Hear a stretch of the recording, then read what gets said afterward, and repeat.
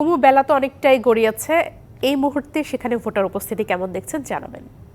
আমি এখন আছি মনোহরদীর একটি কেন্দ্রে, যেটি হচ্ছে নারান্দী উচ্চ বিদ্যালয়।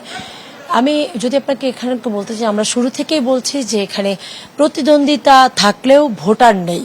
সকাল থেকে আমরা একই অবস্থা দেখছি ভোটারের, যে শুরু থেকে যে ভোটারের অনুপস্থিতি সেটি কিন্তু এখন পর্যন্ত একইভাবে চলমান। তবে বলছে যে অনেকে যেহেতু একটু দুপুরের পরে হয়তো ভোটার বাড়তে পারে। আমরা এই কেন্দ্রে যতটুকু জেনেছি যে ৩,৩০০ তো বেশি ভোটার রয়েছে, তবে ভোট পড়েছে গত ৩ ঘন্টায় মাত্র ১৫০। অর্থাৎ আমি এই মুহূর্তে যে কক্ষটির ভেতরে রয়েছি, এখানে আমি জানতে চেয়েছিলাম যে যেহেতু এখন বেলা ১১টা বাজে, ৮টা থেকে ১১টা পর্যন্ত কয়টি ভোট পড়েছে, সেখানে কিন্তু বলেছে যে মাত্র ৬টি ভোট পড়েছে।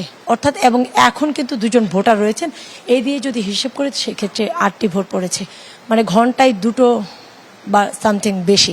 ওয়ালটন ফ্রিজ কিনে অনেকের মতো আপনিও হয়ে যেতে পারেন মিলেনিয়াল। সেরা পণ্যের সেরা অফার। বুঝতে পারছেন যে ভোটারদের অনাগ্রহের একটা কারণ রয়েছে। তবে যেহেতু এটা মহিলা কেন্দ্র, সেক্ষেত্রে বলছেন যে মহিলারা সাধারণত সচরাচর দুপুরের পরেই ভোটটি তাদের দিতে আসেন, কারণ যেহেতু তারা গৃহস্থালির বিভিন্ন কাজের সাথে যুক্ত থাকেন সকালের দিকটা, যার কারণে দুপুরের পরেই তারা মূলত ভোট কেন্দ্রে আসেন। এটি সচরাচর বরাবরই হয়ে থাকে। তবে আমরা যদি ওভারঅল পরিস্থিতির কথা বলতে চাই যে ভোটের পরিস্থিতি কেমন বা ভোটের উপস্থিতি কেমন, সেক্ষেত্রে আমরা বলবো যে প্রথম দফায় যদিও আমরা ভোটার দেখেছিলাম, দ্বিতীয় দফায় কিন্তু তার থেকেও যেন ভোটার উপস্থিতি কমে এসেছে। এবং এই উপস্থিতির হার আসলে যেহেতু ৪ দফায় এই স্থানীয় সরকারের এই উপজেলা নির্বাচন, ৪ দফা পর্যন্ত আসলে ভোটার উপস্থিতি কেমন থাকবে সেটিও একটি দেখার বিষয় রয়েছে।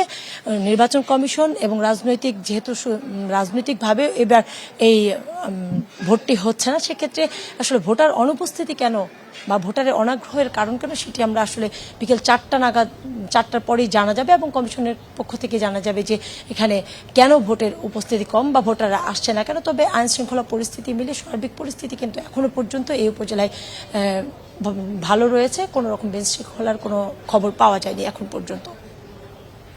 কুমু, আপনাকে ধন্যবাদ।